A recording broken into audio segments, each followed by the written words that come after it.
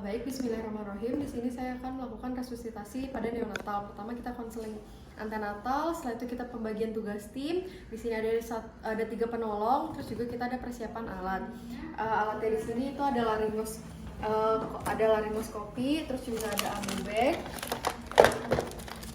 dan juga ada endotracheal tube, terus juga ada timer, terus juga ada penyedot lendir dan juga ada stetoskop. Selanjutnya di sini kita setelah bayi lahir dilakukan dalam waktu 60 detik sampai langkah awal. Pertama-tama kita nyalakan penghitung. Atau kita nyalakan timer untuk menghitung atau kita menilai dari apgarnya. Lalu kita tanya apakah bayinya prematur, tidak bernafas irregular atau menangis lemah, dia normal.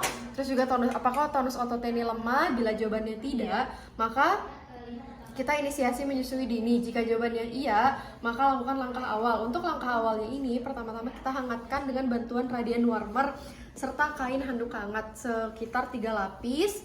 Setelah itu kita pasang peron suhu untuk usia gestasi kurang dari 32 minggu, berat lahir kurang dari 1.500 gram, langsung dibungkus dengan plastik tanpa dikeringkan. Lalu jika selanjutnya kita posisikan kepala, lalu kita bersihkan jalan nafas jika perlu menggunakan penyedot lendir. Terus setelah itu kita keringkan dan berikan kita keringkan dan juga kita beri stimulus. Setelah itu kita posisikan kembali bayi, kita nilai usaha nafas dan juga LDJ-nya. Setelah itu kita nilai usaha nafas dan LDJ-nya ini dengan menggunakan stetoskop.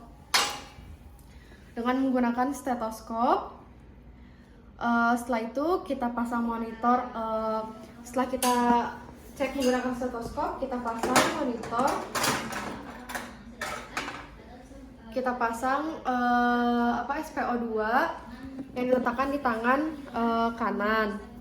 Selanjutnya, bila apnea megap-megap atau LDJ kurang dari 100 kali per menit, lakukan FTP, yaitu penggunaan FiO2 itu kalau misalkan lahirnya lebih dari 35 minggu. Kalau misalkan kurang dari 35 minggu diberikan 21-30% monitor SPO2 dan pasang EKG jika diperlukan. Lalu kita lihat apakah terdapat retraksi pada dada bayi. Kita lihat apakah ada merintih atau tachypnea. Setelah itu selanjutnya kita lakukan FTP, yaitu penggunaan FiO2. Setelah itu kita pasang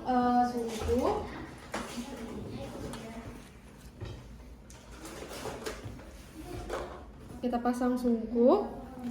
Lalu setelah itu kita sesuaikan dengan jarinya itu berada untuk menahan mandibula. Setelah itu kita berikan nafas 1 lepas-lepas, 2 lepas-lepas, 3 lepas-lepas sampai 30.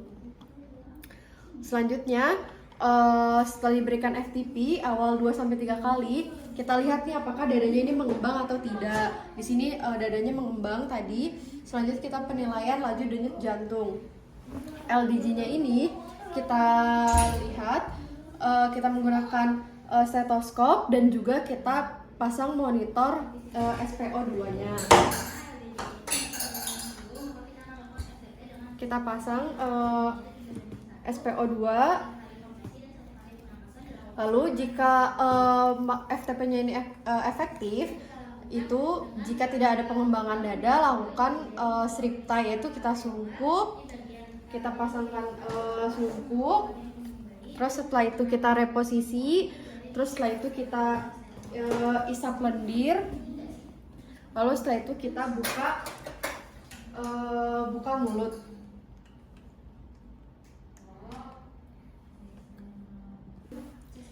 Terus setelah itu kita buka mulut, lalu kita naikkan tekanan untuk memompanya, lalu 1 lepas-lepas, 2 lepas-lepas. Lalu setelah itu kita lihat jalan nafasnya, apakah memungkinkan untuk memakai pasang ETT atau tidak. Lalu selanjutnya kita penilaian laju denyut jantung. Jika ini denyut jantungnya ini 60 kali per menit, setelah itu kita kompresi dada selama 60 detik. penolong 1 itu yang jika selama 60 menit kompresi dadanya. Setelah itu kita evaluasi pemasangan intubasinya. Lalu setelah itu kita pasang akses intravena ke penolong 2 dan juga lab gula darah. Setelah itu kita pasang OGT pada penolong 3. Setelah itu kita penilaian laju denyut jantung. Kita lihat lagi apakah yaitu dengan cara FTP dan kompresi dada. Setelah itu jika tidak ada perbaikan, lanjut pemberian obat adrenalin dan juga NaCl 0,9% sesuai indikasi. Lalu jika nafas bayi ini spontan, yaitu lebih dari sama dengan 100 kali per menit, ini kita evaluasi lanjutan. Kita lihat retraksi merintih atau ada takipne. Jika iya, lakukan CPAP, penggunaan FiO2. Terus setelah itu jika tidak, kita lihat sianosisnya apakah ada sianosis tanpa distres nafas atau target SPO2 itu tercapai atau tidak. Jika misalkan retraksinya ini merintih atau takipne, jika iya gagal CPAP, jika tidak perawatan pasca resusitasi. Terus setelah itu jika iya oksigennya itu bila tidak ada perbaikan dengan oksigen, maka kita pertimbangkan penyakit jantung kongenital atau PJB. Perawatan lalu langsung dilakukan perawatan pasca resusitasi. Jika tidak, rawat bersama ibu, inisiasi menyusui dini, jaga kehangatan dan nafas, pantau nafas. Setelah itu jika gagal CPAP masih dengan distres nafas berat, SPO2 tidak tercapai dengan FiO lebih dari 40% FTP dan intubasi, perawatan pasca resusitasi. Selanjutnya di sini kita pasang ETT.